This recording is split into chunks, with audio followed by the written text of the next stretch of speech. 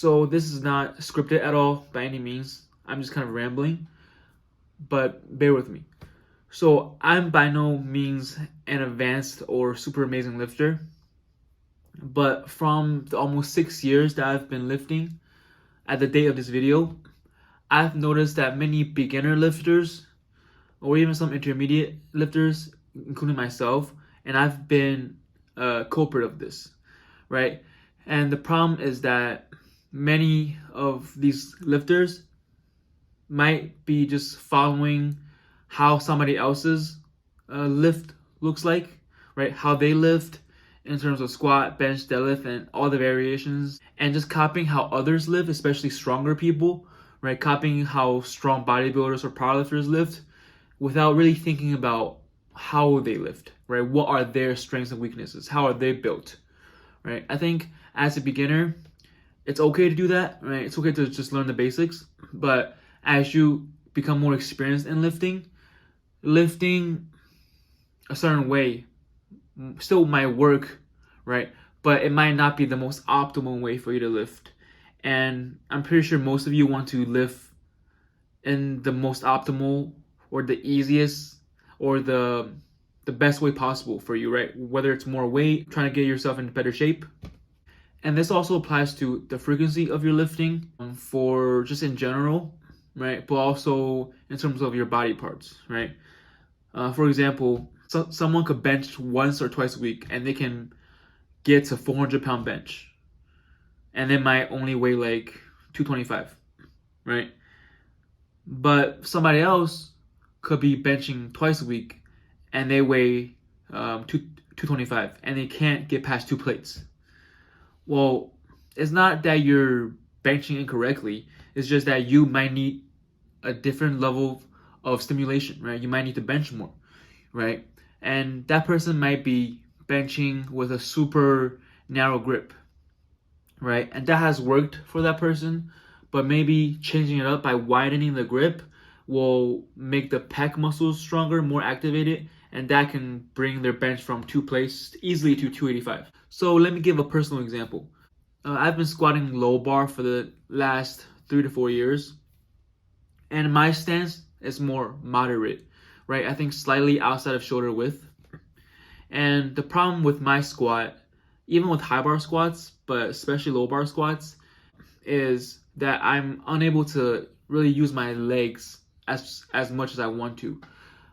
Most, if not like 99% of the time where my squat has failed has been where my core, my mid lower back gave out. My legs usually never give out, even on high bar squats. So what I've done is I tried squatting narrower, just a couple inches narrower, and having my toes, instead of 25 degrees out, more or less, right, more 15 degrees flared out.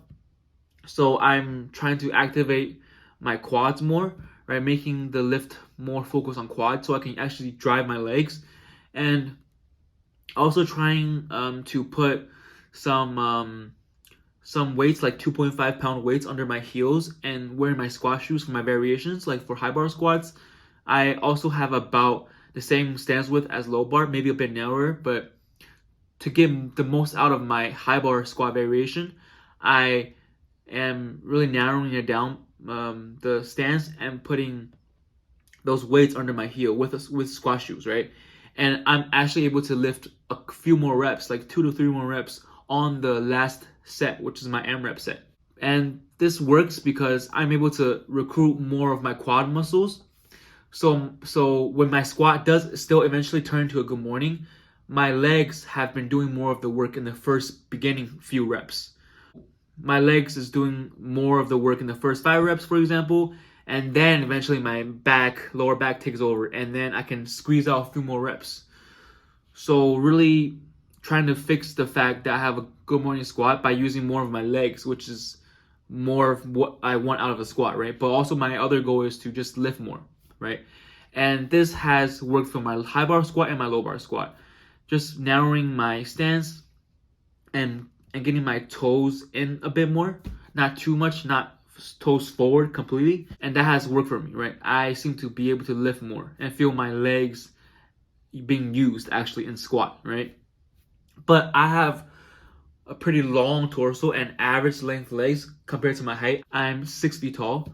So this works for me, but it might not work for you.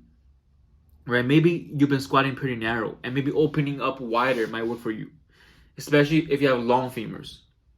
And also, I've been trying to do plat squat, so a squat variation where your feet are like this, very close to each other, like your thighs and legs are almost touching, and your knees go even more over your toes. Right now, my knees go a bit more over my toes than usual than how I've been doing it, and really going knees over toes exaggerated and having a really close stance and really getting my quads activated, right?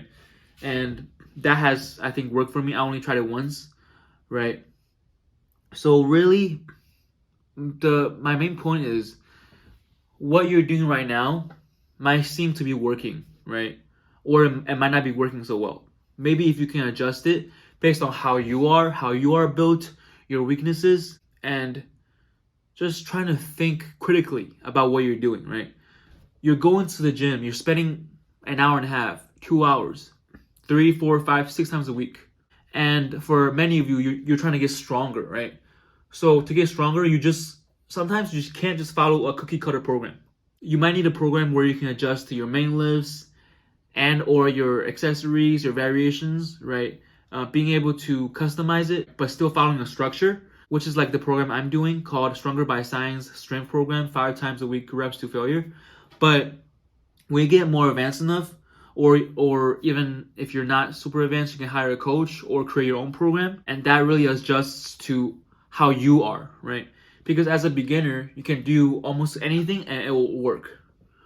But as your body reaches more and more closer to your genetic potential, not everything will work, right?